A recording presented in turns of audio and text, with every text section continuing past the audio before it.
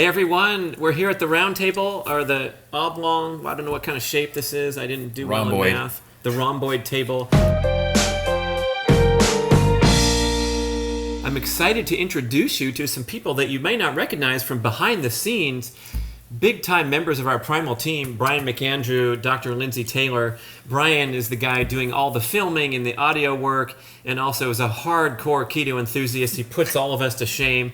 Lindsay's been doing the most testing and experimenting and interacting with the public, probably more than anyone out there. And we want to just sit down without an agenda. We got this fourth guy here, best-selling author from Malibu, California, and the blabbermouth here in seat number 2. But I thought we would get together and just talk about the important topics that we engage in offline with our email exchanges and our texting, and just lay it out there. Maybe not have all the answers, right, Mark? But just let's get these hot topics into the mix. Right. So what do we start with? Hot topic number 1. What do you think? Well, I think what we should talk about is something that's coming up a lot in the keto group, which is the idea of gradually easing into keto the way that we do in our book versus kind of violently and aggressively doing this keto induction, right? Where you just deprive your body of glucose and just force it to become ketotic. And was hoping that you would explain to people kind of why you arrived at this system and what you hope that people will get out of it. I mean, you pretty much described why. Is you slam your body into keto, it can be painful. It can be disruptive in a way that is discouraging. So, kind of the old Atkins induction thing. There's a number of people who are getting 300, 400, 500 grams of carbs a day who read a book on keto and go, I want to go keto, I'm cutting my carbs down to 0. And that's such an insult to the body. It's such an immediate affront to a brain that's been expecting glucose every 3 hours its entire life, to then say you're not going to get any glucose for the next couple of weeks. What we did with the Keto Reset diet is we said, well, let's figure a way to stair-step so that we learn how to become good at burning fat generally first, so that we don't withhold all carbohydrates. We just withhold the offensive ones, the sugars, the pies, the cakes, the candies, the cookies, the breads, the cereals, the pastas, the list. And we are left with copious amounts of vegetables, some fruit, maybe a couple of starchy tubers here or there, but that's enough for the brain to get the first signal that there's not always going to be a fresh supply of glucose coming every meal. And with that, the body starts to adapt. It starts to become better at burning fat. It starts to release fat out of storage because insulin has been suppressed enough that it allows this energy stored, this form of energy stored in the fat cells, to be now utilized as true energy currency. So then when you get to the point where you've become reasonably well fat adapted, now it's just a question of, can I find 40 other grams of carbs in my day that I'm not going to eat? And it might be in the form of getting rid of those starchy tubers. It might be just not night eating or something like that. Then it becomes this nice, comfortable transition. So then your liver ramps up and starts making ketones, and all of that, it all comes together. But there's lots of ways to do keto. A lot of ways to do keto wrong. There's a couple of ways to do keto right. So I think we've just chosen one of those paths that I think is probably the right way to do it. Yeah, no, I mean, I think that the whole induction into keto, when you're trying to keep your carbs to 20 grams, that is the kind of keto where you do have trouble eating enough vegetables and just enough variety in your diet. And so the way I like to do it is, when we do it kind of stair-stepping down, is that you are targeting your food into these categories of food that are healthy and macronutrient rich, and you start there, and then you just kind of pair out the carbs here and there, but you've got the baseline level of the types of foods we want you to be eating. And that helps it from feeling so difficult, because you start with a wide variety of food and you keep the variety of food, you just change the macronutrient ratio just slightly. Yeah. So Brian, you've been keto for a long time. Do you eat vegetables? Yeah, that's that's how I get full, basically. You know? I have to fill my gut with something. Right, yeah. So, I would say that probably among the 4 of us here, the keto experience for us is still, it's kind of ironic because it's still kind of vegetable-centric to a certain extent. I have a big-ass salad every day. Me too. In that salad, I've got 7 or 8 different kinds of vegetables, but if you add up the total carb content of those vegetables, it's 15 grams, maybe, maybe 20.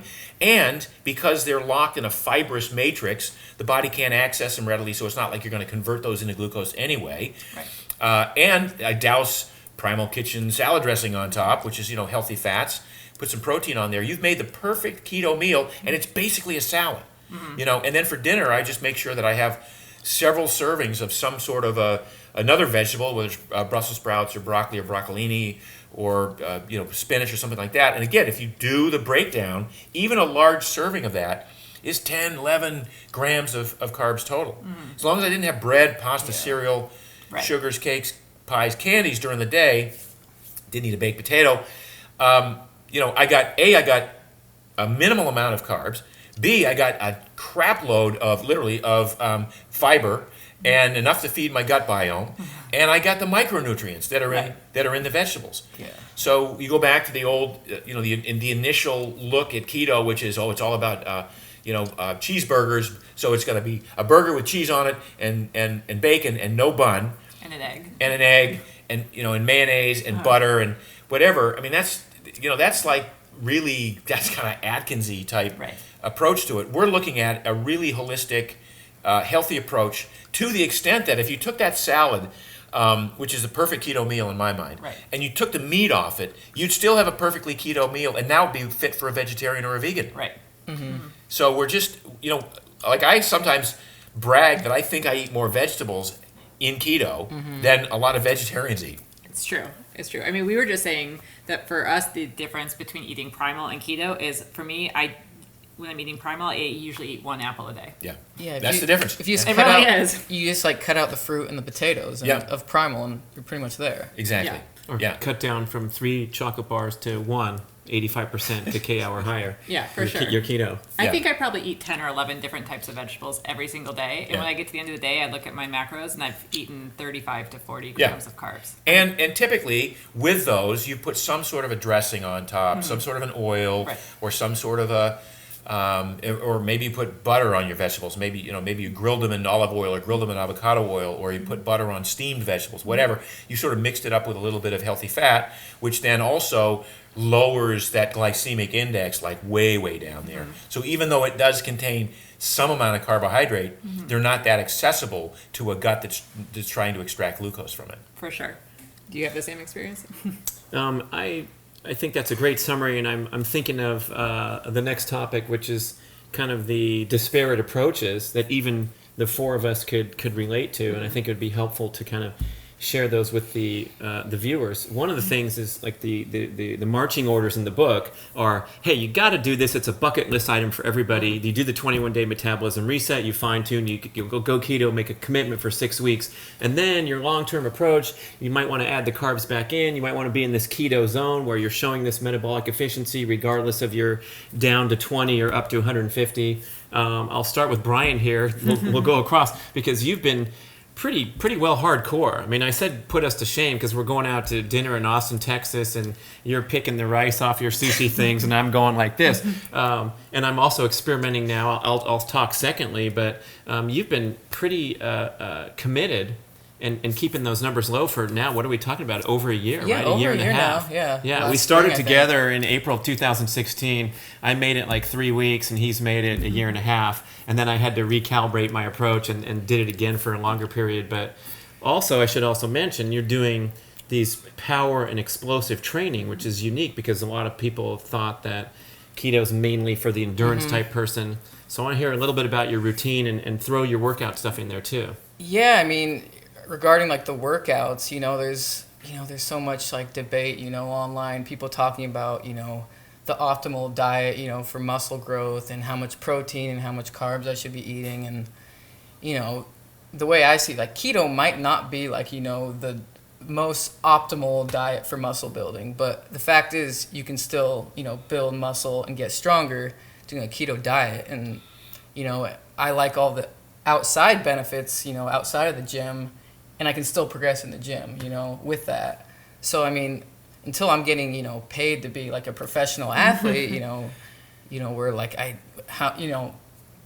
it's like I basically go to the gym, to look good, to feel good. And, a keto diet helps me with that, So I think a lot of people I think one of the like things with sort of CrossFit was people started thinking themselves as, they started training like athletes, even though they just want to look good. and then they started thinking, I gotta fuel my performance. I need to get these carb refeeds. And So speaking of the carb refeed, so you did one the other day. So you had a day Yeah. of beans and rice. Yes. That effectively, we use the term kicked you out of ketosis, Yeah. but it's like you weren't in ketosis because your body had enough glucose between the direct glucose injection from the meal and then the glycogen that you were building up. So the question I want to ask you, because I talk about living in this keto zone, where when you've done the work, you've built the metabolic machinery, so your body is comfortable producing ketones, burning ketones only as much as it needs, is very comfortable burning mostly fat in terms of the muscles. So you've got this metabolic efficiency, this metabolic fluidity that allows you to be in ketosis comfortably, but be out of ketosis comfortably. I want to ask you how you felt, because that's, to me, the most important thing. Like when you had this beans and rice day and you were kicked out of ketosis, did you feel crappy? Did you feel terrible? Did you feel, bad? And did it take you 3 days to get back to feeling good again? Or what was the experience? No, I mean, I honestly didn't really notice anything. And that's one of the reasons I kind of throw in carbs every once in a while, because I don't want to be like a delicate flower. If I eat a piece of bread, it's gonna, knock me over. That's what I'm getting at. That's the whole point about metabolic flexibility, is whether or not you're showing, purple on your P strips, or you've got, 2.0 millimolar on your blood ketones. How do you feel? Right. If you've done the work and you've built the metabolic machinery and you've got this fluidity and this metabolic flexibility and this efficiency, then all that matters is how you feel, whether or not you're doing 50 grams of carbs a day or 150 grams of carbs a day or 200 grams of carbs a day, because that's really and that's the true human experience, is to feel good on a regular basis, to not be at the effect of well, I did something, I shifted my diet, and now it's going to take me 36 hours to get back to feeling good again. Yeah. That's just not right. Yeah. That should not be the way it is. So it's interesting to me that people in the keto community who will say, well, I've been keto for 3 months, and then I had 85 grams of carbs one day, I got kicked out of ketosis, and I felt like crap for 3 days until I got back into ketosis. That's not metabolic flexibility. That's rigidity and the kind of dogma. What we're trying to do with the keto reset diet, and I think people in keto in general, is try to build this flexibility so that you don't have to think, oh my God, if I eat one more thing, I'll be out of keto. And no, it's that keto zone where your body is good at burning fat when there's fat present. Your body is good at burning glucose when glucose is present, or glycogen. Your body doesn't look to burn protein the way it used to when you were inefficient and you were only good at burning carbohydrate. That's that nice, really comfortable space that I'm looking at, where you don't even have to stay in ketosis to get the benefits of having done a keto reset or having spent any amount of time in keto. Great. Now, however, you have made the decision to stay devotedly into ketosis for the most part, except for your beans and rice and your bachelor party with the 7 beers and passed out on the... Oh, sorry. But you explained some of these benefits. You got stronger and leaner, if I recall. It was like surprising. We didn't recognize the guy. And so, he was a super fit specimen, but he took it to the next level. And I guess I want to know the motivation for adhering to this, realizing that you're fine with the beans and rice as well, but you're sort of locked into this peak performance pattern. Yeah, I mean, I guess people can kind of view keto as this extreme, but I mean, looking at where, how I ate the first 22 years of my life, which wasn't necessarily horrible, but extremely, carb dependent. And that is sort of, we don't think of it as an extreme, but, in a an evolutionary sense, eating regular meals, these constant feedings is pretty extreme. So it's I'll probably be eating this in this zone, for years, to kind of gradually undo that and become, more of that middle ground person, who can do both. But I'm going to submit that when you start eating keto, it becomes almost like an unconscious series of choices. And I might look back at the end of 2 days and go, oh, wow, I only had 40 grams of carbs the last couple of days. And it wasn't because I was trying. It's because the foods that I was gravitating to were nutrient-dense foods. Like I say, I had a big salad. I had vegetables. Then I had a quality piece of protein for lunch, and the same for dinner. And then I didn't eat breakfast because I don't need to. I don't feel compelled to. So it's almost like once you start going down that keto route, it doesn't feel in any way restrictive. It's No. the foods you're literally choosing. Yeah, to I mean, eat. I'm a big steak and eggs guy, so Yeah. it's like that's what I Yeah. focus on. And it's like I'm not missing like the potatoes. It's like I just eat what I like. Right, and you shouldn't be having a big thing of French fries. Yeah. I mean, just sort of intuitively, or a big bag of chips or something like that. But half a baked potato, once in a while, why not, right? But we're really keto is kind of emulating a hunter-gatherer experience more than just about any other type of diet, even more so than say Primal, I think. And yeah, and like every week or two, I don't plan like a lot of people do like these cyclical ketogenic diets, and I kind of fiddled around with that for a while, and then I realized every 1 or 2 weeks a social occasion will come up, and I'll just sort of eat normal, and that will kick me out. But I feel like But you don't know this. You don't feel. I don't that, feel it, and unless I you feel have like a giant piece of cake or something like that. no, right? and I feel like those those little sort of bits of deviation are probably good for me, and it's like I don't like plan it and make it a big deal. It's just Yep. I don't know. It's part of my thing. Another thing that's come to mind here now that we have 3 dudes and 1 girl, outnumbered again, just like at KetoCon when we had the fitness athlete panel, and I believe it was 6 guys and 0 females. So I was representing the females looking for them. But there's all kinds of talk about keto might be easier for men to do, and women have problems with their thyroid and this and that. You've engaged with many people on the Keto Reset Facebook group, and have also done this comprehensive testing. So let's get a little female perspective on how these things play out. I mean, I do think that we still have a lot to learn about the keto diet and how it can be optimally applied in different populations. And, I hope that with it being so popular right now, we're going to see more scientific study. But until then, what we have is anecdotes a lot of times. And there's certainly plenty of women who enjoy a ketogenic diet. And I personally Enjoy. Yeah, She no. didn't say follow or stick to. She said enjoy. and do well on it. I mean, I do think that for women, and maybe we can talk about this a little bit more, you do want to make sure that you're just eating enough calories and enough variety in your diet. We know that women are more sensitive to caloric fluctuation and, the starvation mode and, hormone perturbations and that kind of thing. But I certainly think it is possible for women to do a well-formulated ketogenic diet. And I do it as a female and as an endurance athlete. I'm the one here who hasn't given up the marathons yet. I'm actively training for a marathon right now. And eating a ketogenic diet, and I just am conscious about eating enough calories every day to support my training, and I do that mostly through fat. And I also, like Brian, just kind of eat more when the occasion strikes, and I'm always experimenting, and I think that's part of it too. Is I'm always experimenting, so I tend to relax a little bit on the weekends and not track as much, but I still stay within my general, primal aligned eating pattern. So it's not like I'm going crazy. Right. I'm probably eating something more like, 75 grams of carbs a day instead of 50.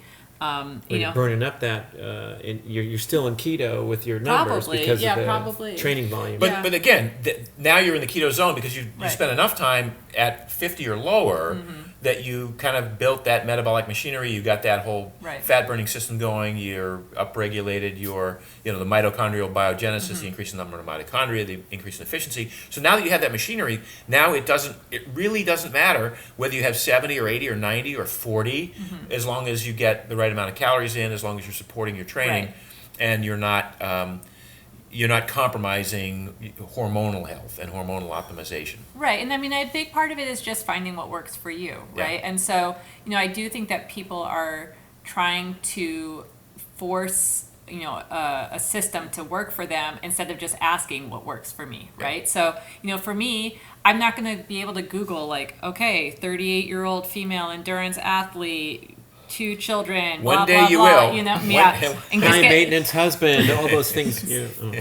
so you really have to be willing to do the work to just tune into your body. And I mean, Yeah. I do think that keto allows you to do that really easily because there's encouraging you to measure, and so you're actually I actually see myself as an experiment in some ways. And for me also, I should mention that I find that actually makes the compliance with the diet really easy because I'm interested in how my body is going to respond to this, right? So it's not like, what do I have to do, and what are the books say, but I say, okay, I have these range of options, I have these variables that I care about, I care about stress rest balance, I care about autophagy, I care about longevity.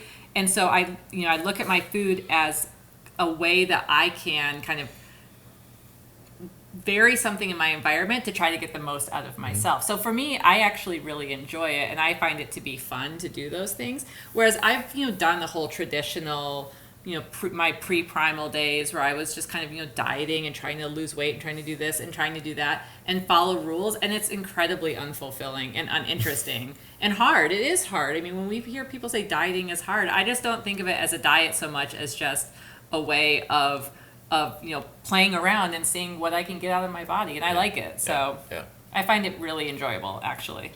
What about the endurance component, and is there anything about timing of your carbohydrate intake in and around those workouts, like Dr. Kate Shanahan talks about sometimes, where when you deplete glycogen through devoted training, you have this situation where any carbohydrate you consume is going to go right into glycogen storage. It's not going to bother insulin too much. Yeah.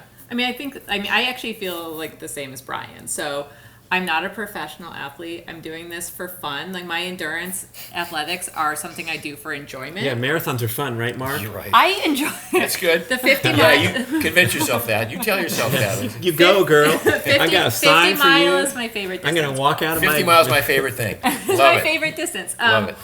But I really adhere to the kind of keep it simple, stupid model, So I do the vast majority of my training using the MAF method of keeping my heart rate low. So my workouts are mostly not glycolytic. So, for me, if I feel like eating something a little bit more, and usually for me, it's more about eating more volume than more carbs per se. Like, I'll just get hungry, but I won't crave carbs. And I do think that's because I do most of my workout at an aerobic pace. Yeah. And so, for me, because I keep it simple, I keep my workouts aerobic, I keep my, volume, to what I need to do to train, but I'm eating enough food, I actually find that I don't really need to overthink things. And, if I was trying to be more competitive, I guess maybe I would start to play around with these variables more. But for me and everybody I know that I train with, and the vast majority of the people out there, I just feel like people are overthinking it, and you don't have to. And the keto diet, without overthinking it, can support a training schedule as long as you just train wisely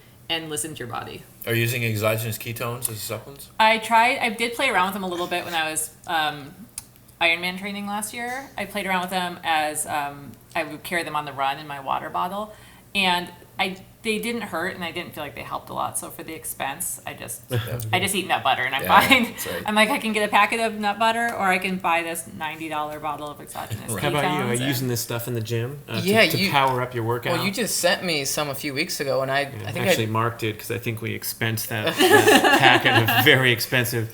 Try this stuff. Report back. I took it for about 2 weeks straight, every day before my workout, and honestly, I didn't notice anything. I mean, I was working out really early, so maybe I was just tired, but I just feel like the benefit's probably really small. Maybe if I took like 4 scoops, I would have, noticed something. Possibly, but I just feel like maybe they're a little underdosed. I mean, for what I'm doing, I didn't really. I mean, one thing I am hearing is that there are these kind of thresholds that people find that they're hitting, and that maybe you have to get above 3 millimolars to get to really notice the buzz. So if you only took enough to get you to 2.6, but you don't know because you weren't measuring. I mean, who knows? Like, this is what I'm saying, is there's so many variables. Consume and so entire many bag before workout. Right. Yeah. So, Well, then be near a bathroom.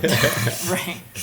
I think it goes in that category of we've been around the supplement game for so long, the athletic thing, where people are pitching this product saying you'll feel so strong on your workout, and I call BS on that every single time, because nothing compares to like the adrenaline response. Right. No product ever compares to that. But with the supplemental ketones, I mean, I can understand the rationale that if you consume this stuff in and around, especially like a high intensity workout, you're burning a cleaner burning fuel source and arguably improving your recovery. But as far as the expanding this out into being a fat burning magic pill, that kind of stuff, it's out there and sort of getting slammed really quickly back into perspective. Yeah.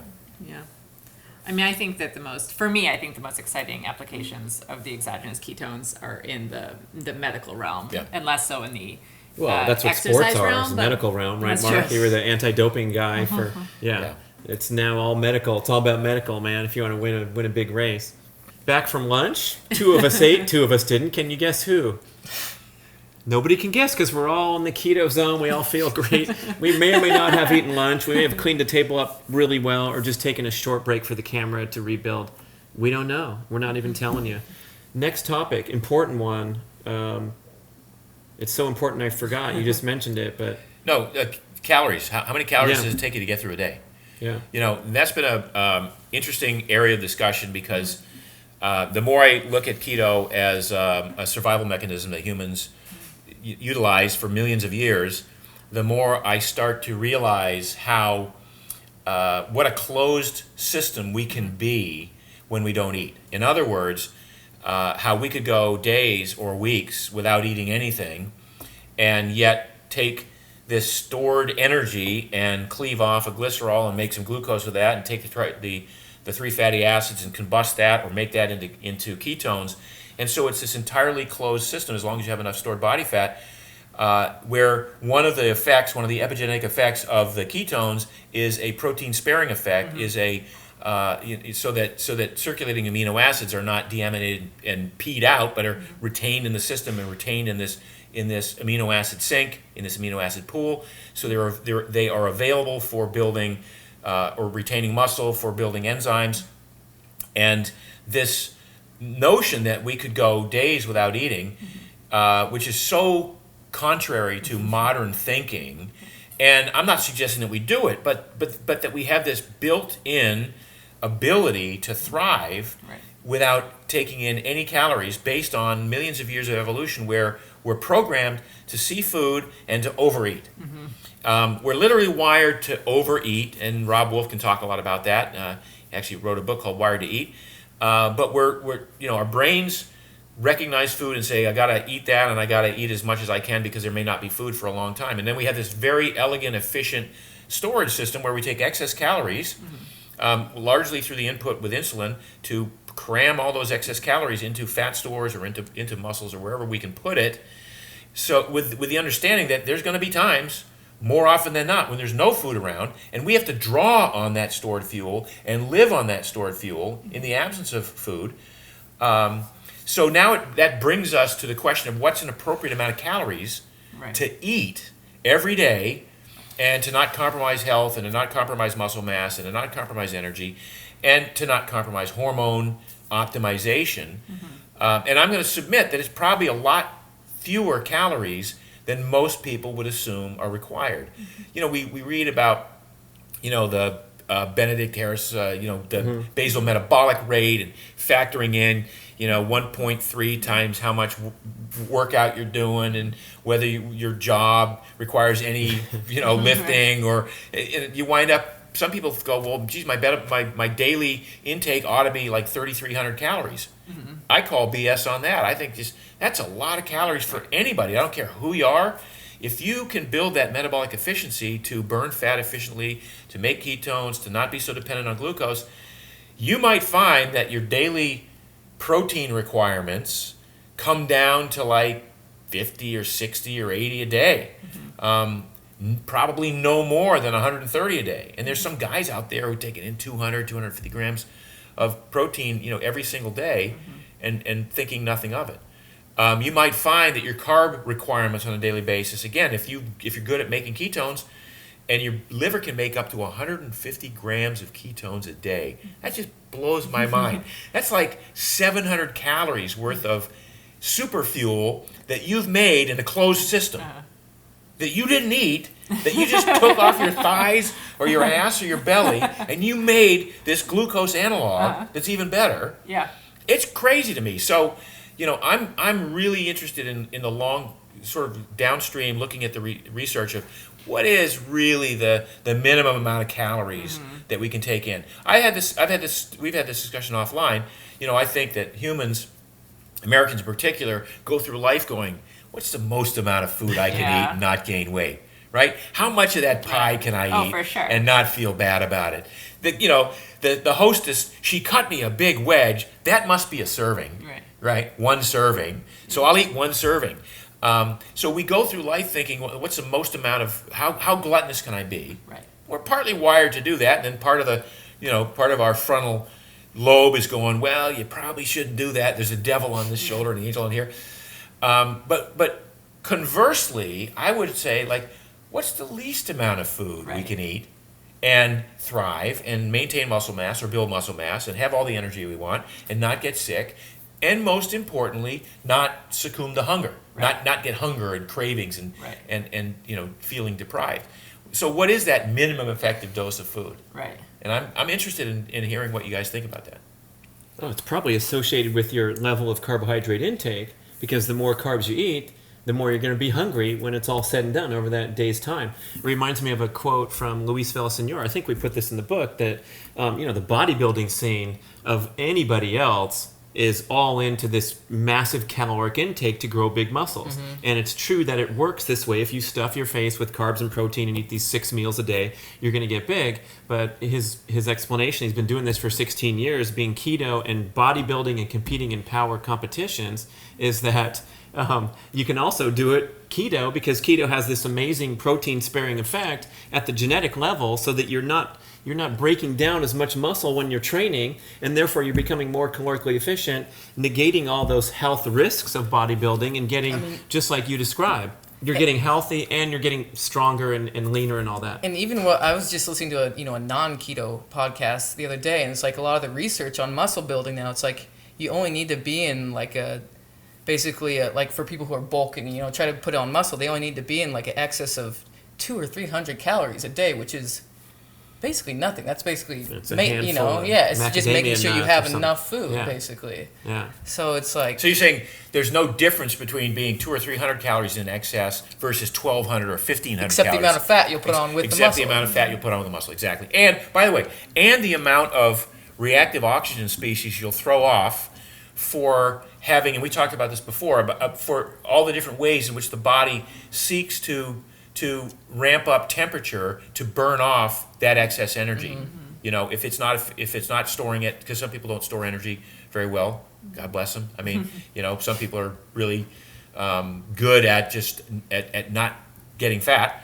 On the other hand, there's a metabolic consequence of having excessive amounts of energy put into the system that you can't store, and then you have to find a way to get rid of through uncoupling protein, through thermic effects and all sorts of other mechanisms that the body has to inefficiently dispense of that energy.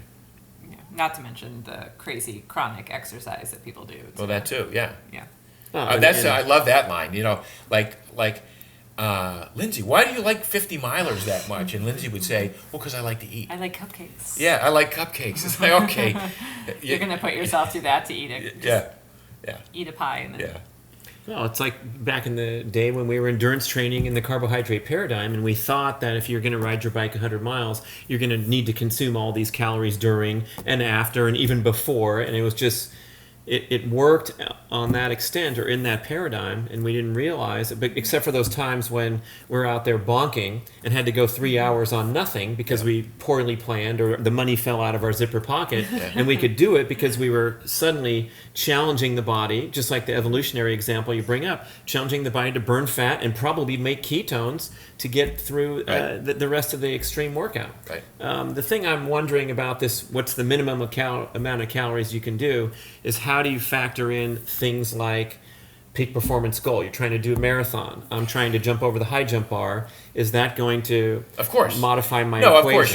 You'll find that there's probably a basal level of sustenance and maintenance, but it's probably not that much. It might be, we talked about this a little bit, it might be 50, 60 grams of protein a day if you're not an athlete, if you're not trying to, be a peak performance individual of any kind, but you're just trying to go through life and have your work, sedentary work, and your family and whatever. It might be 50, 60 grams of protein a day. It might be 40 or 50 grams of carbs a day, because if you're keto, you can make ketones to fuel the brain through that. So now, if you just say, well, then maybe it's 60 grams of fat a day, we're not even at 1,000 calories a day to literally maintain the protein, the amino acid sink, to provide enough glucose from extraneous sources, from exogenous feedings, to fuel the brain. So you don't even have to go into gluconeogenesis that much. And then how much fat do you want to provide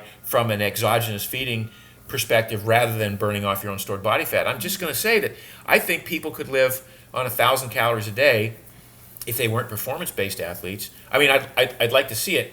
And yet, if we look back at some of the early caloric restriction studies, the Roy Walford stuff going back where there's a whole society of calorie restriction. The difference is that was mostly based on carbohydrates. And so the protein was lower and the fat was non-existent. So that is probably unsustainable. But if you work backward from what are the requirements of my body to survive on a daily basis, it's X amount of protein, most of which goes to, put it conversely, little of which goes to combustion, most of which goes to construction of enzymes and muscles and tissue. Again, what's the minimum requirement of exogenous carbohydrate if I'm good at gluconeogenesis and I don't need that much carbohydrate to begin with because my muscles burn fat most of the time? It's not that much. So, and I'm not suggesting that anyone does this, but just from a theoretical point of view, it makes sense to me. Like when I realize that I thrive on 30% fewer calories now than I ever did, even 5 years ago. There's a reason for that. It makes sense in the context of hormone optimization of what's going on with the production of ketones, with the unburdening of the body of having to take in glucose to fuel the brain and all this stuff. It just makes total sense, and that's why I like to talk about this closed loop that we could be for days or weeks at a time, a closed loop that suffers little consequence from not eating. Well, massive upsides too with the autophagy, apoptosis, all these things that are accelerated. Right. We know this from science. It's not disputed by the high carb camp that when you're starving, you're in your most optimal metabolic state because it's the starvation response to be frugal with your to do house recycling, cleaning, cellular house all that cleaning, great and stuff. clean up the debris and fix the DNA and all that stuff. Yeah, so that's kind of the rationale. If you're a big fan of Chipotle, Cheesecake Factory, and you got cards in your drawer, and you're like, wait a second, that the rationale is once in a while, like described in the book, tighten this thing down and see how well you can work on a minimal amount of calories. I think the benchmark could be if you're getting emaciated and your clothes don't fit, just like we talked about in the studio when you're filming for the initial basic Going Primal program, you can see you're losing weight when your clothes don't fit. Same with if you're in this calorie restriction mode and seeing how efficient you can get. You don't want to waste away, and that's really simple to guard against. You can. Yeah, for sure. I mean, this is an academic exercise we're doing here. This is not a recommendation. We're not recommending. It's totally academic, and but it's just theoretical because when you do the math and you do the sort of the thermodynamic / hormone displacement and optimization thing, you kind of understand. Wow, this is how we're wired. We're literally wired to be thriving in conditions of scarcity. Right. We just never provide ourselves that opportunity. And I love to eat, so I'm not going to go days without eating. Right. I don't care. Well, and neither would our ancestors have. Yeah. I mean, they would have by necessity, and then as you and I were talking about off camera, there would have been times when food availability was abundant, and they would have eaten abundantly. But and they would have been proud, and they would have gained weight, and they would have been proud of it, and they would have celebrated it. Yeah, and they would have tried to all get pregnant, right? Totally.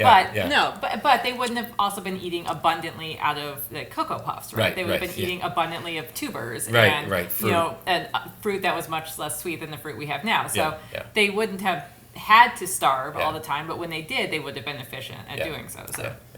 Okay, now outside of theoretical, real life, practical example of what I've been doing. I got deep into keto. We're working on the book. I went all in 140 days, measuring and getting scar tissue on my finger from measuring so much. Feeling great. I could fast comfortably and got into this pattern where I enjoyed starting my eating day at 12 noon. And then the guys from NourishBalanceThrive.com, they're doing a great service with the comprehensive peak performance testing. One of the comments that came to me was, with your athletic goals, your good blood work, and your optimal body fat level, they suggested that I consume more food, especially a morning green smoothie full of nutrition and all the plant life that sometimes can get compromised if you're not careful on keto. And they also suggested that my appetite was moderated to the extent that maybe my athletic goals might have been compromised from not getting enough calories. You mentioned that a little bit earlier when you're talking about your marathon training. So what about that balance point of, I know I can thrive comfortably on fewer calories and moderate my appetite through ketogenic, but where does that go with my desire to jump over the high jump bars, etc.? Yeah, I mean, it's a good question because, Mark's here talking about the minimum effective, and as an athlete, I still think a little bit about the maximum effective, and not the maximum effective in terms of not gaining weight, but like how many carbs can I eat and not gain weight, but also stay in ketosis and also meet my Kick goals. butt in the marathon. Right. Oh. So, for me, like when I was doing my Ironman training last year, I think most days when I did track, I was eating between, 75 and 125 grams of carbs. That's still on the low end, and I probably would have been in ketosis if I'd been measuring back then, which I wasn't, so I do think that, this is why I think some people get a little overwhelmed when talking about the ketogenic diet, but there are all these factors that your lifestyle factors that you bring to the table. And I do think that, it's worth considering, am I a person with a higher caloric demand? Am I a person with a higher stress demand? Are there other factors in my life that make me not a good candidate for doing the super low calorie experiments, And that's the thing is, when Mark's talking about his closed loop system, that was a closed loop system that was designed to be efficient without any of the crap of modern life that we layer on top of it, the stress and stuff. Theoretical only. And basically everything about modern life that we layer on top of that system is working against the system, right? So, I think that when we talk about things like metabolic efficiency and caloric efficiency and all these things, it makes people feel like they shouldn't have to eat. And that's just not real. I don't think that that's the message that we want people to be getting. But what we want people to be getting is that they should be eating appropriately, like the appropriate things and in the appropriate amounts, and that there's some, degree of experimentation, and that those things change, and that you don't have to nail it perfectly all the time. Like even, not even every day, like not even for weeks at a time. If you're really doing I always tell people in the group, if you're making good choices and trying your best and there's no obvious red flags, then you're doing great. Dr. Lindsay, that's so work sweet. itself That's why they hired me to Yeah. be the huggy smoochy We need a one. shrink for keto. We don't need nutrition experts. Okay. Oh, well, now we're getting into some big stuff. And I want to put out there, if you have excess body fat, are you on a different decision-making process than for sure. the things For sure. I just blabbed? For sure. Is that direct route? No, to but I mean, tone that's down? why, everybody's, while we all are biochemically alike in that we build muscle the same way, we burn fat the same way, we store fat the same way, our immune systems work the same way, the degree to which we do it varies among us because of familial genetic contributions.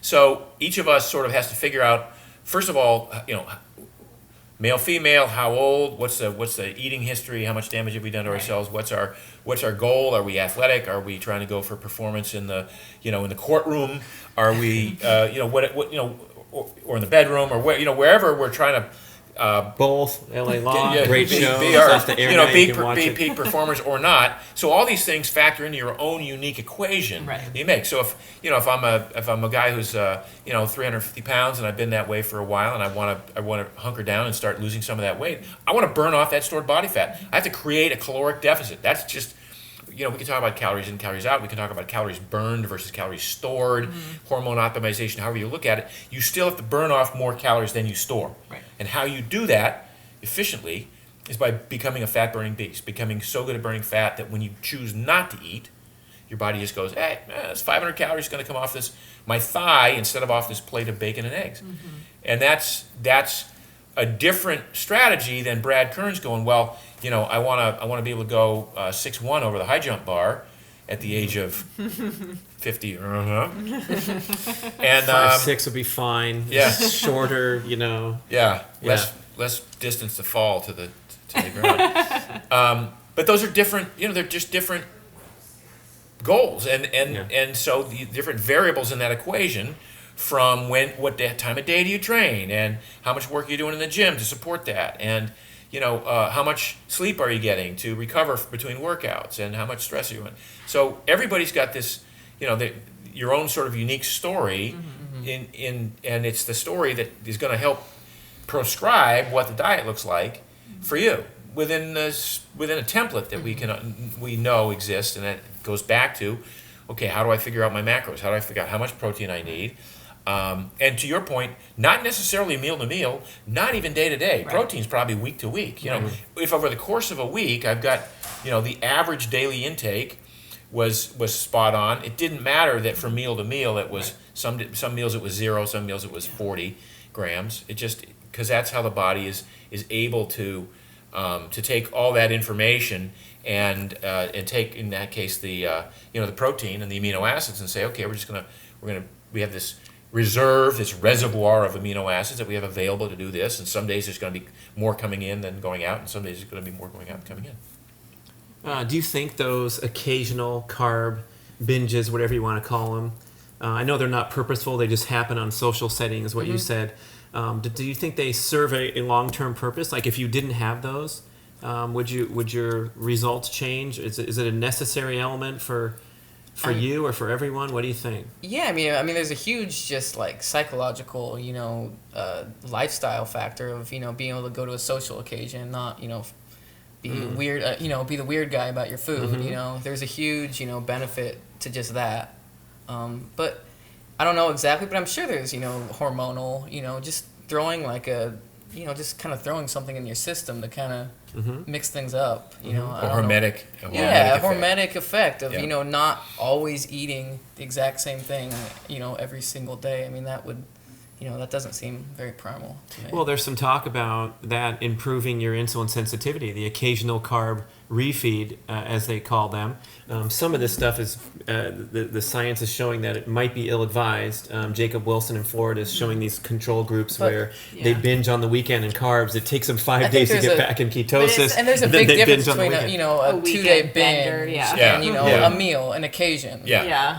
I mean, and even like, the sort of prescriptive cyclical ketogenic diet, like, it's not that much fun because they strip out, all the fat. So it's like you can't eat ice cream and pizza. You're going to be eating, chicken and rice. It's like, but nobody does that, when they do their refeeds. Right. So, even guys like Art Vany, who isn't that big on keto, but he's big on the human, the ancestral pattern, this sort of stochastic method of eating where Art will say, well, some days I overeat a meal, and then some days I don't eat 3 meals in a row. And he goes into ketosis. and he probably goes into ketosis, whether or not he wants to or is intending to.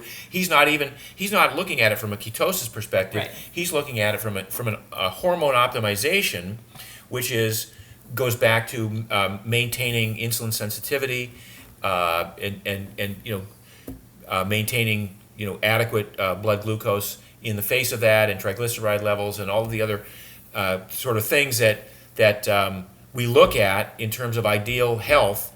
Art's just approaching it. We look at ketosis and saying, okay, a keto eating strategy will help you get there. And he would say, well, that's one way to do it, but the other way is to occasionally overeat, like the brain is wired, and then not eat for a while, like the brain is wired, and the body will wind up getting to the same point through a slightly different strategy. Right. I mean, even just taking a step back from this whole question of how to optimize for yourself. I mean, I feel like my non-keto days, like my bad days, my overeating days, still involve just eating a lot more of the same basically healthy foods, right? So, I mean, I just feel personally like if I've already eliminated the grains and the sugars and the sweetened beverages, and for me, You're the 90% artificial there. sweeteners, right? And so it's like, who cares if one day I eat too much of whatever, because I've eaten too much of a food that's otherwise still really good for me. And then if once in a while I fall into a chocolate cake or whatever, because otherwise I've been making good choices. And so if I'm in ketosis every day, or I'm not, or I'm sticking to my carb limit, which I don't even like the term limit, or I'm not, or I'm under or overeating protein or whatever, like if you look at my whole week, all my food choices were from within a spectrum that I personally feel comfortable with. And so that's good. And that is the definition of metabolic flexibility. Exactly. So, right. Now, what about the hypothesis that you're actually testing that to facilitate continued fat reduction, there's a lot of complaints about plateaus. Everyone who goes keto and does it as described in the Keto Reset Diet is going to lose excess body fat, guaranteed, or your money back for the book. Send it to his address, 6371 Pacific Coast Highway, Malibu, Okay, anyway.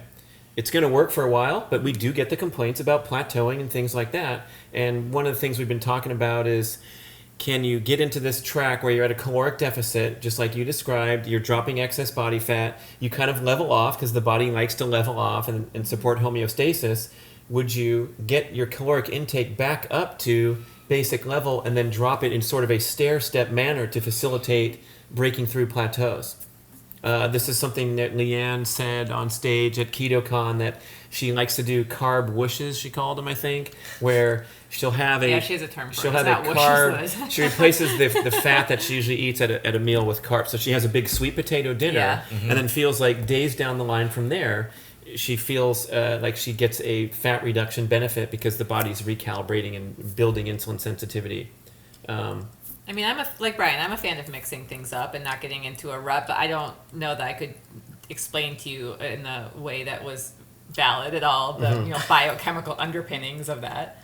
Right. But I do. I mean, But the I theory, personally like to do it. you know what I'm getting at is Yeah, you're eating 500 calories less than you burn every single day for 8 weeks, and therefore you've lost 40,000 calories. You've lost 10 pounds. I mean, at a certain point, your body's not going to want to continue to let go of weight, especially females Right. in reproductive years or what have you. I mean, the science is suggesting that it's a tough deal to continue to get down, especially if you want to go from looking pretty good in Malibu to magazine cover model. Or Yeah, what but I have mean, you. from a evolutionary perspective, none of our ancestors would have ever thought about, well, I have to trend down, I have to keep trending Right, down, exactly. I have to get to my high school prom weight, or I've got to get ready for this wedding, and yet they're sort of directing the body to do that.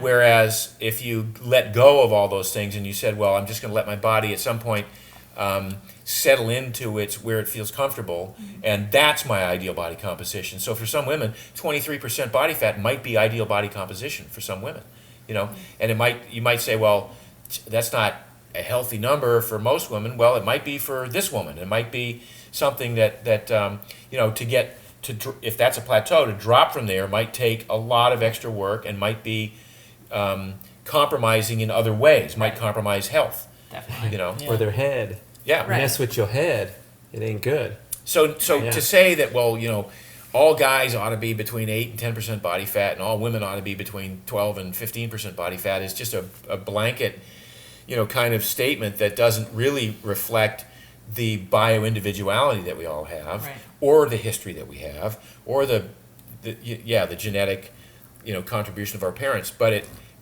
people still think in those terms, like I've plateaued. Right. Well, maybe plateau means, yay, you've hit the Right. point that your body wants you to be, Right. yeah. and that's great. And so celebrate it and enjoy it and embrace it. Don't keep thinking, oh, well, I screwed up now. I've plateaued, and that's the end of my journey. Yeah. I mean, I also think, we know that some people plateau, though, and they're probably not at the end of their journey. And then, so that's a separate question. And I actually think that before messing with your diet, then you should start to look at your lifestyle factors in that situation. We know that any kind of weight loss or body recomp or anything like that has so much more to do with sleep and stress and the other ways that you are optimizing or specifically not optimizing your hormones. So I feel like if you feel like your food's pretty well dialed in and you have now stopped going towards your goals and you still feel like you're a fair way away from your goals, and I totally agree that we need to talk more about are you okay where you are? Yeah.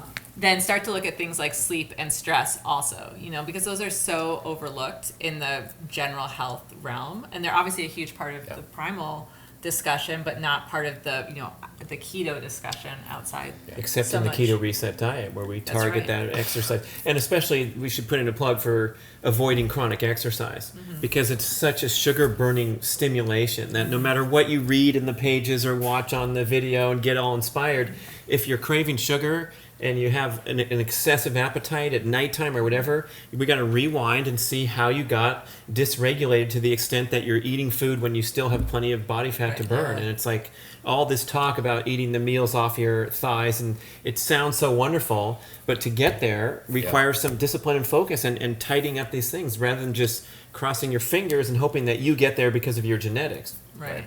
Which is not to say you won't get hungry. And not to say that, if you're exercising and really active, that you don't experience things like hunger and hunger swings and times where, you feel more or less hunger or whatever. But just that you need to kind of take a step back and take a more holistic look at everything that you're doing and say, like, what else is in the picture besides the food? I know, speaking like anecdotally, like I didn't really experience any of the sort of appetite, satiation effects of keto when I was still doing CrossFit. You were hungry all the time. Yeah, not all the time, but every night, was like voracious, I just did this depleting workout and I couldn't figure out, where's the keto, whole appetite suppressant thing. And, when you have your house only stocked full of keto foods and then you go into, dig into the macadamia nuts, like you're not going to lose any body fat doing that. So, once all I did was make, a little tweak to my training, and I still, lifted heavy weights, but, I cut out that sort of intense glycolytic stuff, and it's like instantly like something switched. There you go. That's that chronic pattern. Yeah. Lots to think about. Thank you for getting into it. Brian, Lindsay, Mark, I'm Brad. Thank you so much for watching, listening. The Keto Reset Diet pretty much covers all these great things we talked about and then some.